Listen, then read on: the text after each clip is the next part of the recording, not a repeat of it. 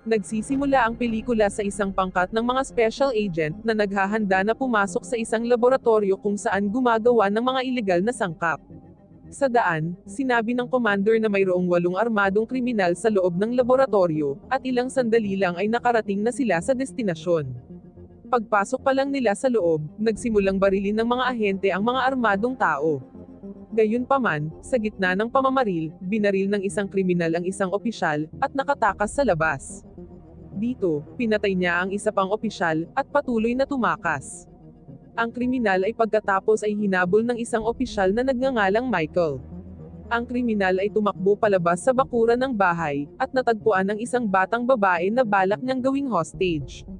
Sa kabutihang palad, dumating si Officer Michael sa oras, at nagpaputok ng 2 bala sa kriminal. Ngunit sa kasamaang palad, isang bala ang tumagos sa katawan ng kriminal at tumama rin sa batang babae. Lumapit si Michael sa babae, at agad na tumawag ng doktor. Sa pagligo niya sa shower, nakita namin si Michael na hindi pa rin makayanin ang mahirap na sandaling ito. Susunod, dumating ang kanyang kasamahan sa trabaho upang ipaalam sa kanya, na ang kapatid ni Michael na si David ay may problema, at nangangailangan ng tulong. Si David ay bahagi ng isang kriminal na grupo, at si Michael ay pagod na sa palaging pagtatanggol sa kanya mula sa gulo. Hindi nagtagal, dumating ang komandante, at sinabi sa lahat na matagumpay ang misyon, at nawasak ang laboratorio. Nang tanungin ni Michael kung nakaligtas ang batang babae, malungkot na sinabi ng commander na hindi siya nakaligtas. Habang nagsasanay si Michael sa boxing room, nilapitan siya ni David at hiniling na makipag-usap. Hindi natutuwa si Michael na makita ang kanyang kapatid, dahil palagi siyang nagdudulot ng gulo, ngunit pumayag siyang kausapin siya mamaya. Sa gabi, sinabi sa kanya ni David na balak niyang pakasalan ang isang babaeng iniibig niya. Ngunit para magawa ito, hiniling niya sa kanya na umalis sa kriminal na buhay. Gayunpaman, hindi ganoon kadaling umalis sa isang kriminal na gang kapag ikaw ay nasa loob nito. Pumayag si Michael na tulungan siya, at pinayuhan siyang sumama sa kanya. Samantala, pinagmamasdan ng isang tulisan sina Michael at David mula sa malayo, at tumawag sa isang tao para sabihing may problema sila.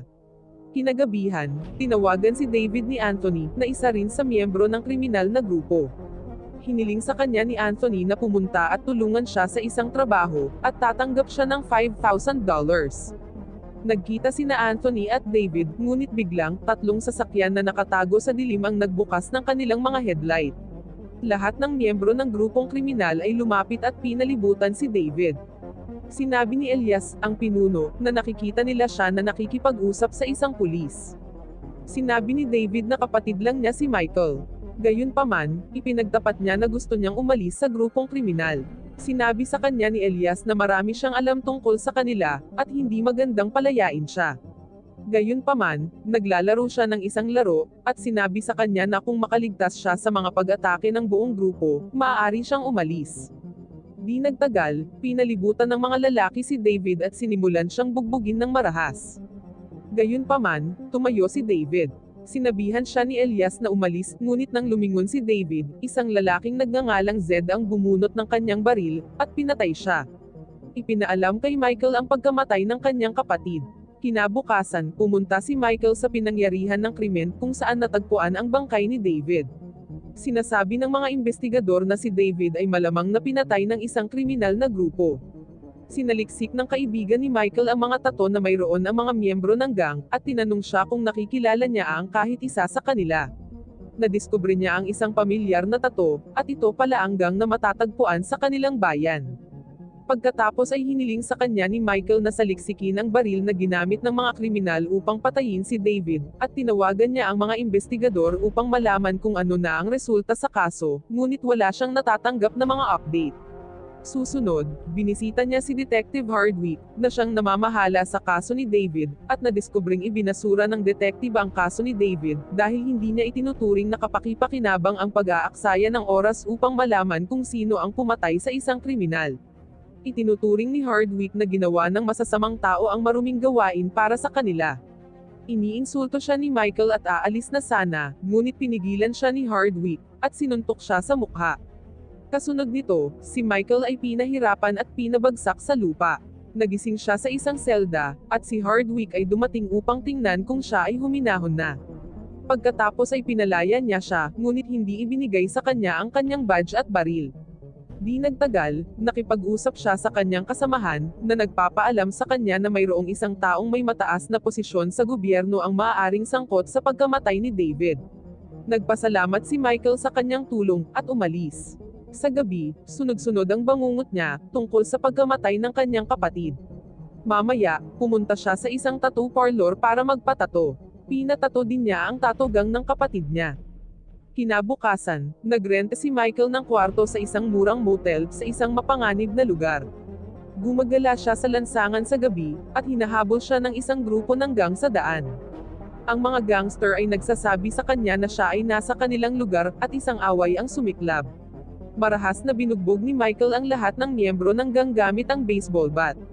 Sa ibang lugar, nanunood si Elias ng laro sa pagitan ng kanyang mga babae, nang may kumatok sa pinto. Isang miyembro ng gang na binugbog ni Michael ang nagreklamo kay Elias na sinalakay sila ng isang lalaking may parehong tato sa kanilang gang. Inutusan sila ni Elias na hanapin siya at dalhin sa kanya. Samantala, tinawagan ni Michael ang kanyang kasamahan, si Billy, at hiniling sa kanya na maghanap ng impormasyon tungkol kay Elias at sa kanyang gang. Pumayag si Billy na tulungan siya, at sinabi sa kanya ni Michael na makikipag-ugnayan siya sa lalong madaling panahon. Isang gabi, hinanap ni Anthony si Michael, at sinabi sa kanya na may trabaho siya para sa kanya. Si Michael ay kumilos na parang bahagi na siya ng gang, at pumasok sa kotse. Inutusan siya ni Anthony na bugbugin ng isang pulis, bilang pagsubok na sumali sa gang. Gayunpaman, sigurado siyang hindi magagawa iyon ni Michael, at mahuhuli. Lumabas sa istasyon ng pulisya si Detective Hardwick, at binugbog siya ni Michael, at ninakaw ang kanyang baril. Pagkatapos ay bumalik siya kay Anthony, at nagmaneho palayo.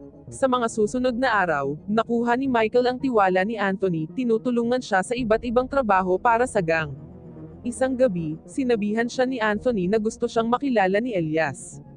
Dinala si Michael kay Elias kung saan sinagot niya ang sunod-sunod na tanong, na tanging isang miyembro ng gang ang makakaalam. Dahil sa impormasyon ni Billy, nasagot niya ang mga tanong, at sa wakas, natanggap siya sa gang. Gayunpaman, sinabi sa kanya ni Elias na mayroong isang huling pagsubok upang makuha ang kanyang tiwala. Sumama si Michael kay Anthony upang linisin ang mga lansangan ng ilang kalaban na kriminal. Matapos bugbugin ng isang karibal na gang, huminto ang dalawa para uminom ng beer. Biglang, isang kotse ang papalapit sa kanila, at napansin ni Michael ang isang lalaki na may hawak na baril, at iniligtas ang buhay ni Anthony, binabalaan siya sa tamang oras. Lumipat sa isang boss ng mob na nagngangalang Arturo, na nagtanong tungkol sa background ni Michael. Sa ibang lugar, nakipagtalo si Anthony sa kanyang buntis na kapatid na babae, dahil iginiit nito na ipapalaglag niya ang sanggol.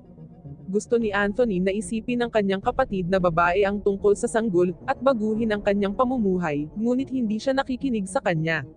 Maya-maya, dumating si Michael, at napansin niya sa kamay ng babae ang singsing na ibinigay sa kanya ni David. Si Michael ay dinala kay Elias na pinangalanan siyang general ng gang, dahil sa kanyang pagganap. Ipinaalam sa kanya ni Elias na aatake sila sa isang kalaban na gang sa gabi, at ibibigay ni Michael ang mga utos. Dumating sila sa lab, at pumasok sa loob. Hinanap ni Michael ang pinuno ng gang, at pagkatapos siyang bugbugin, sinabi sa kanya na kabilang na siya sa kanilang gang. Mas nakilala rin ni Michael ang isang babae sa grupo, si Anya, nang mas malapit. Matagal na siyang pinagmamasdan ni Anya, ngunit ayaw nitong lumapit sa kanya. Gayunpaman, ibinigay niya ang kanyang mahiwagang bukirin, at ang dalawa ay nagpalipis ng gabi na magkasama. Kinaumagahan, habang natutulog si Michael, pinainom niya ito ng kakaibang sangkap. Nang maglaon, tinawagan siya ni Billy, at ipinaalam na ang FBI ay nasa landas din ng kanilang gang, kaya siya ay nasa isang mapanganib na posisyon. Pinayuhan siya ni Billy na iwanan ang lahat ng ito, at maging isang ahente muli. Gayunpaman, sinabi sa kanya ni Michael na dapat niyang tapusin ang kanyang nasimulan, at maghihiganti para sa pagkamatay ng kanyang kapatid. Kinabukasan, pinuntahan niya si Gloria, ang kasintahan ng kanyang kapatid. Inamin niyang kapatid niya si David, at gusto lang niyang tulungan itong makatakas sa lugar na ito. Gayunpaman, galit si Gloria sa kanya, dahil pinatay ng kanyang barkada ang kaisa-isang taong mahal niya. Nang maglaon, pinatawag ni Anthony si Michael, at sinabi sa kanya na gusto siyang kausapin muli ni Elias. Ipinaalam sa kanya ni Elias kung paano gumagana ang kanilang negosyo. Ang mafia boss si Arturo ang kumokontrol sa South America, habang siya at si Zed ay kumokontrol sa North America.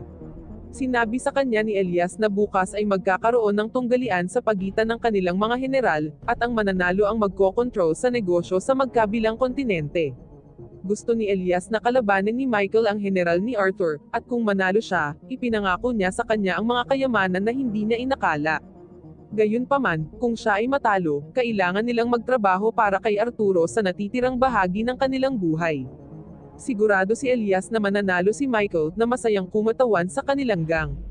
Pagkaraan ng ilang oras, tinawagan ni Anthony si Michael, at sinabing ipinaalam sa kanya ni Gloria ang kanilang napag-usapan kahapon. Sinabi niya na gusto niya ang kanyang tulong na umalis sa lugar na ito, at pumayag si Michael na makipagkita sa kanila sa ilang sandali. Nang pumunta siya sa kanila, tinanong niya si Anthony tungkol sa kanyang katapatan kay Elias at sumagot siya na nagsasabing pinatay ang mga hindi tapat na miyembro. Tila, nais din ni Michael na tulungan si Anthony na umalis sa kriminal na mundo. Nang bumalik si Michael sa motel, binisita siya ni Anya, at ipinahayag na alam niyang siya ay isang pulis. Pagkatapos ay ibinunyag ni Anya na siya ay isang undercover na ahente, na nagtatrabaho sa gang sa loob ng mahabang panahon, na may layuning mahuli si Zed. Nang malaman niya na si Michael ay nagtatrabaho ng mag-isa, sinabi niya sa kanya na nanganganib siyang sirain ang lahat. Kinabukasan ay ang araw ng laban, si Michael laban sa general ni Arthur. Sinabi sa kanya ni Anya na manalo sa tunggalian na ito, ngunit maghintay para sa kanyang senyales. Samantala, sina Zed at Elias ay nakasalubong ni Arturo. Ang mafia boss ay nagbibigay ng kakaibang mga talumpati, at tiwala na ang kanyang general ay mananalo sa laban. Di nagtagal, isang lalaki ang nagdala kay Michael ng gamit upang suotin sa laban, ngunit tumanggi siyang isuot ito. Dumating din si Anthony, at sinabi sa kanya na kailangan niyang bisitahin ang kanyang kapatid na babae. Samantala, ang lahat ay nagsisimulang maghanda para sa laban. Pagkatapos ay ibinalita ni Arthur ang pagdating ng kanyang general, si Hector. Biglang lumitaw sa karamihan ang isang lalaking halatang mas malaki kaysa kay Michael. Gayunpaman, mukhang hindi natatakot si Michael. Si Hector ay nagsusuot ng helmet at damit na parang mandirigma, pero hindi siya maliksi, ngunit ang kanyang mga suntok ay nagawa pa rin na mapabagsak si Michael. Bumangon si Hector at nagawang hampasin siya ng ilang beses. Sa puntong ito, tinanggal ni Hector ang kanyang helmet, at nagsimulang magseryoso. Sinubukan ni Michael na hadlangin ang kanyang mga suntok, ngunit ang lakas ni Hector ay ang nagpahina sa kanyang katawan. Pagkatapos ay sinuntok siya ni Hector ng malakas sa tiyan, dahilan para bumagsak siya sa lupa. Gayunpaman, bumangon siya makalipas ang ilang segundo, itinulak si Hector sa lupa, at paulit-ulit siyang sinusuntok sa mukha. Sa wakas, kinuha ni Michael ang isang kadena, at sinakal si Hector gamit ang kanyang mga paa. Nalaman na ni Arturo na natalo siya, at umalis. Hindi nagtagal, sinubukan ni Michael na pigilan si Zed, ngunit nalaman nila ni Elias na siya ay isang pulis. Dinukot ni Zed si Gloria, at umalis, habang si Michael ay sumakay ng motorsiklo, at sinundan sila. Sa proseso, pumasok ang mga pulis sa gusali, at inaresto si Elias. Pinalapit ni Michael ang kanyang motorsiklo, at umakyat sa bubong ng kotse. Agresibong minamaneho ni Zed ang manibela para ihulog si Michael, ngunit bumaligtad ang sasakyan. Kinuha ni Michael si Gloria palabas ng kotse, ngunit natuklasan na nakatutok na sa kanya ng baril si Zed. Biglang binaril ni Anya si Zed, na iniligtas ang dalawa. Nangako si Michael kay Gloria na aalagaan niya ito. Wow naman! Doon nagtatapos ang pelikula mga idolo, salamat sa inyong panonood.